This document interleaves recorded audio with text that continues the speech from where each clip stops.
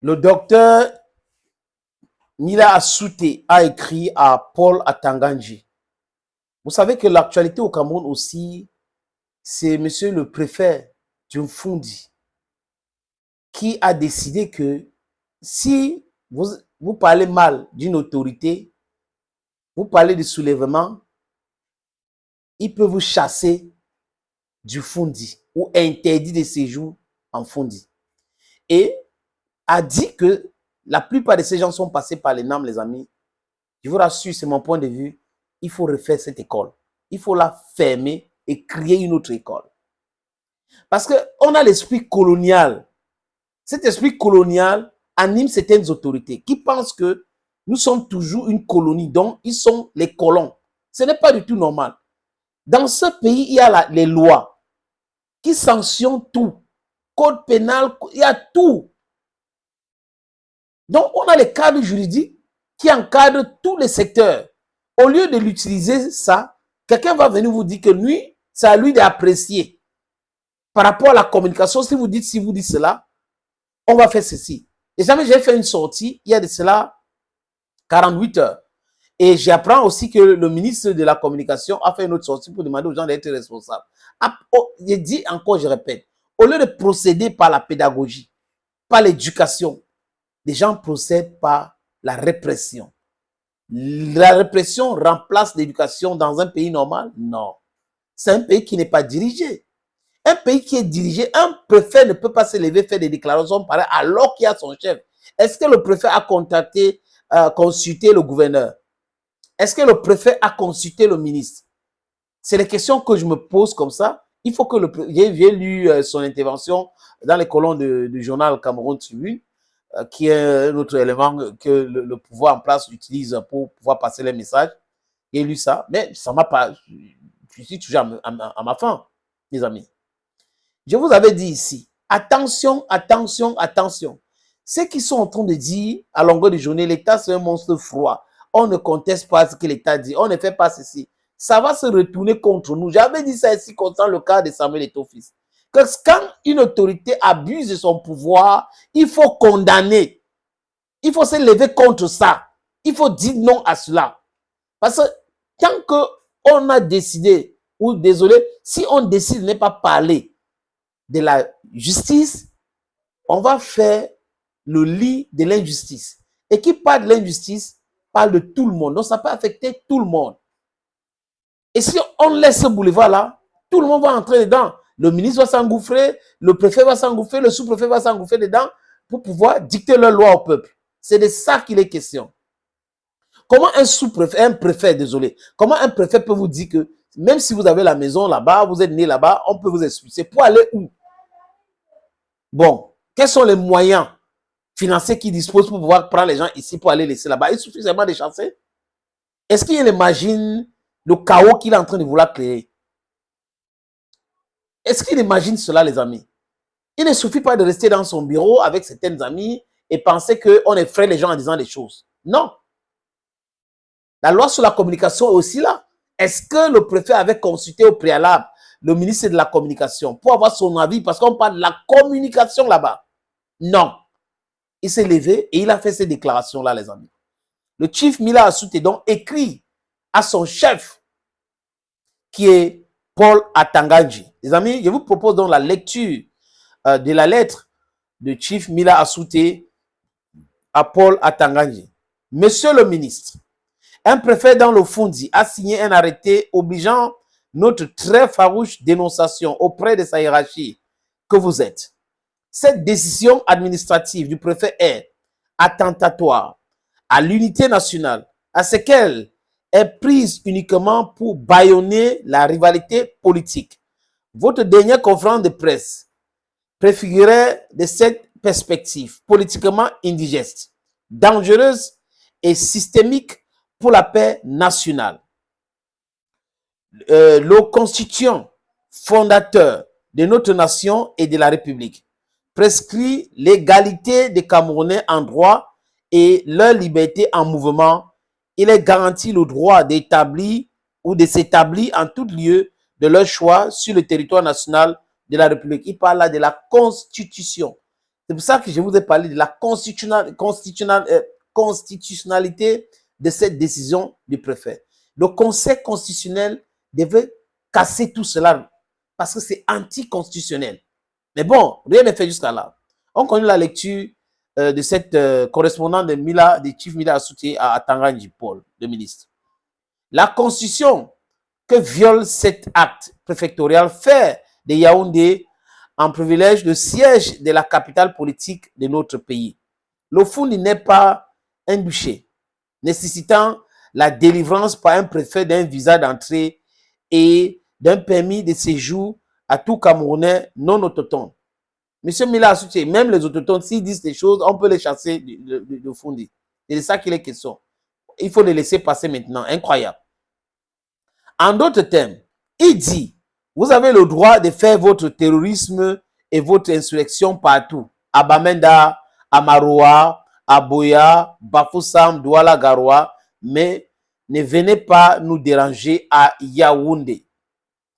Il est à rappeler que le serment présidentiel prêté par le chef de l'État fait de lui le garant de l'unité du pays et du respect de la Constitution que votre subalterne vient de violer.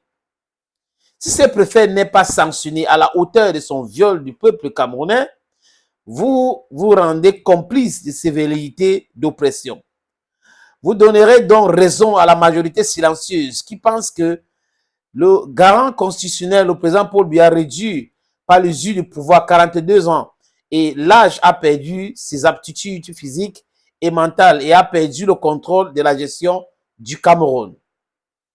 Envisager dans ces conditions qui dirige pendant un demi-siècle, 50 ans encore, le Cameroun constitue le pire des terrorismes, même pour les nourrissons, à conjurer de séjour à Yaoundé. Si le préfet rêve du terrorisme à réprimer, il y a celui-là. Pour les autres terroristes d'intention, le Cameroun dispose d'un code pénal et donc corpus juridique de répression des crimes et des délits commis sur le territoire du Cameroun. Je vous ai dit cela. La base juridique de la sortie du préfet, c'était quoi? Il s'est basé sur quelle loi? Ou lui-même, il a décidé, il a créé sa part de loi pour décider ce qu'il a décidé là, les amis. Il ne revient pas au préfet de Fundi de se substituer au juge pénal. Il ne peut interdire de séjour à Yaoundé à aucun Camerounais peut s'opposer acteur d'intention de révolte et de terrorisme, voire des critiques, des dénigrements contre le pouvoir de M. Paul Biya, auquel lui-même promet de faire rendre gauche notre patrimoine commun volé par certains de ses membres. Cet arrêté est ethnophobe et vise subtilement des groupes sociologiques précis du pays, établis hors de Fundi et réputés pour leur opposition farouche au régime kleptomane de Yaoundé ou de leur totem. Si tel n'est pas le cas, où compte-t-il expulser un bêtis qui commettra dans son village, le Fundi, les mêmes crimes d'intention présupposée de l'insurrection et du terrorisme? Il a dit cela, monsieur le chief Mila Assoutié. Il compte faire ça, expulser même des autochtones du Fundi. C'est terrible. Le préfet n'est pas le procureur des outrages contre les institutions de la République et des officiels qui les incarnent. Il est encore moins juge de l'opinion publique critique contre la gestion mafieuse de l'État. Les menées politiques des dirigeants des formations politiques sont encadrés par la loi. Je dénonce donc avec force son acte en tant que citoyen camerounais et leader politique, porteur d'une vision du monde qui libère notre économie des esclaves restrictives, contraire à celle de l'ordre dominant que nous continuons de se combattre, de critiquer, d'exposer des écarts kleptomaniaques de gestion et c'est sans état de différence. Monsieur le ministre, 1. Votre préfet est dangereux pour l'unité du Cameroun et la paix sociale ou socio-politique. 2. La démocratie ne descend dans la rue que lorsque les lois et les règlements qui régulent son fonctionnement deviennent arbitraires, abusifs et oppressifs. Je reprends le 2. La démocratie ne descend dans la rue que lorsque les lois et règlements qui régulent son fonctionnement normal deviennent arbitraires, abusifs et oppressifs. La rivalité politique ne va pas se coucher à plat ventre pendant que la jeunesse nationale est traumatisée par un chômage endémique à durée indéterminée depuis 42 ans et plombant collectivement sans vergogne le destin national de près de 40 millions d'âmes. Les clés de l'espoir de l'avenir ne resteront pas confiées ad vitam aeternam aux mains de M. Biya à 92 ans. Pour que la ruine de cette nation visiblement abandonnée au sort d'une gestion par procuration de plus en plus illisible devienne chaotique. Oui, il dit, qui peut nier, sauf les partisans du chaos lent, que la gestion des 4 plus hautes institutions sensibles de la République du Cameroun, que ces préfets interdits de critiquer, sont aux mains des grabataires frappés des sénescences et qu'ils font courir à la nation le risque terroriste le plus mortel que celui de son imaginaire fait-il en cas de vacances subites de pouvoir. Aucune révolte ne serait plus terrorisante et terrifiante que ces risques. Monsieur le ministre, tant que la politique ne sert pas le peuple du Cameroun, les anglophones, exception faite de ceux qui prennent des armes pour la sédition, continueront de dire leur exaspération et à critiquer votre régime et son totem. B. Les Bamileke mécontents ne cesseront pas de hausser le ton de la critique d'une gestion stigmatisante et dégradante de l'État qui impulse l'exclusion. C. Les ressortissants du septentrion vont toujours vous rappeler la misère qui terrorise les régions et leurs enfants au même titre que Boko Haram. D. Les Sawa ne s'arrêteront pas de crier leur mécontentement sur le traitement foncier et politique qui leur est infligé et leur division en butin national à partager sans représentation équitable. E. Les patriotes Betty et même Boulou dans le coucher marginal que cache l'opulence de l'ethnie oligarchique et en désaccord avec la gloutonnerie de voleurs de la République qui leur font porter des responsabilités tribales, la kleptomanie, vont vous demander des comptes ou obliger le préfet à les expulser à Tuileries. Vous comprenez donc, vous comprenez dans mon exposé pourquoi lorsque un système politique érige des lois et des actes d'oppression sur le peuple meurtrier ou la misère grogne, tel que celui de ce préfet, la révolte, la révolution, l'insurrection contre l'oppression d'une telle ordre politique devient un droit impératif et un devoir sacré pour tout peuple. Ne désignez donc pas le diable sur le mur. Le Cameroun avec les intimidations et les lois oppressives, monsieur le ministre. Pouvons-nous donc au bénéfice de la paix pratiquer et parler de démocratie et de ses règles universelles pour le bien national?